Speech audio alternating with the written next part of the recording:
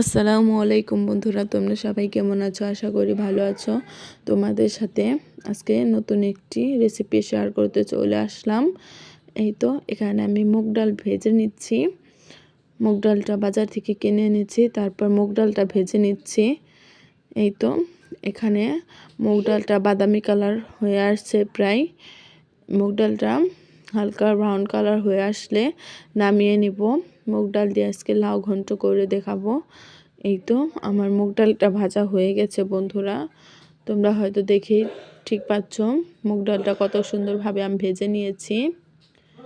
এই তো মুগ ডালটা আমার ভাজা হয়ে গেছে, আমি নামিয়ে এখন লাউটা কেটে নিব। একেবারে শীতের সিজনে সুন্দর একটি লাউ নিয়েছে বাজার থেকে। দেখো লাউটা অনেক ছোট ছিল, কিন্তু লাউটা অনেক কচিও ছিল। দেখো লাউটা এখন আমি ভালোভাবে কেটে নিব। দেখো অনেক কচি ছিল লাউটা। এই তো লাউটা এখন আমি কেটে নিচ্ছি। দেখো তোমরা হয়তো লাউটা দেখে ঠিক পাবে লাউটা কত কচি ছিল, কত জালিও ছিল। এই তো লাউটা আমি কেটে নিয়েছি। লাউটা অনেক কচি ছিল, এখন লাউটা পিস পিস করে কেটে নিব। এই তো লাউটা আমার কাটা হয়ে গেছে। লাউর সাথে কিছু আলু দিব ও কিছু মূলা দিব, সেগুলোও কেটে নিয়েছি। এখানে আমি নতুন আলু দিয়েছি ও মূলা দিয়েছি।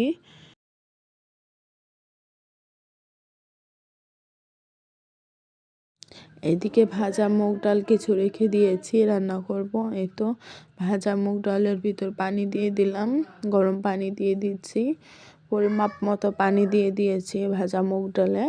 এখন ভালোভাবে বলক আনিয়ে নেব। এই তো উপরে দেখো ফেনার মতো হচ্ছে, বলক আসছে যেহেতু। এই তো এখানে বলক চলে আসছে। এখন আমি দিব এখানে পেঁয়াজ কুচি ও কাঁচামরিচ কুচি ও লবণ দিয়ে দিয়েছি।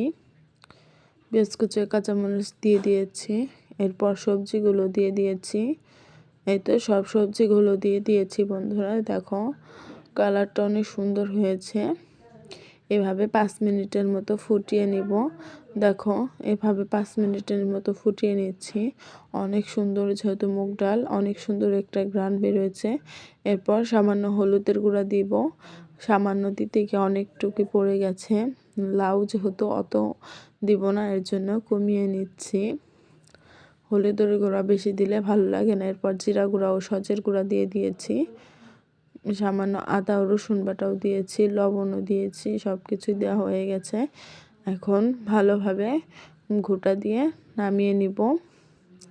এই তো ভালোভাবে ঘোঁটা দিয়ে নামিয়ে নিয়েছি, হয়ে গেছে। এখন আমি বাগার দিয়ে নেব। সরিষার তেল দিয়েছি আর সয়াবিন তেল দিয়েছি, দুটো দিয়েই বাগার দিব ঘন্ট, এর জন্য একটু সরিষার তেল দিয়েছি।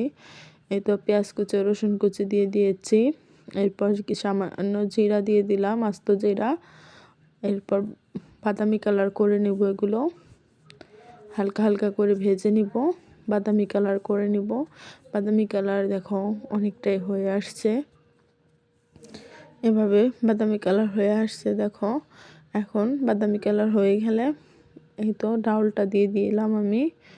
ডাউলটা দিয়ে নাড়াচাড়া দিয়ে অন্য কড়াইতে দিয়ে দিয়েছি, বড় কড়াইতে। এরপর বড় কড়াইতে দিয়ে ভালোভাবে নাড়াচাড়া দিয়ে দিলাম। এই তো আমার হয়ে গেছে, ডাউলটা নামিয়ে নিব এখন। অনেক সুন্দর হয়েছে মাশাআল্লাহ ডাল রান্নাটা আজকে, টেস্টটাও অনেক ভালো ছিল ডাউলের। এই তো এখন ডালটা আমি নামিয়ে নিয়েছি।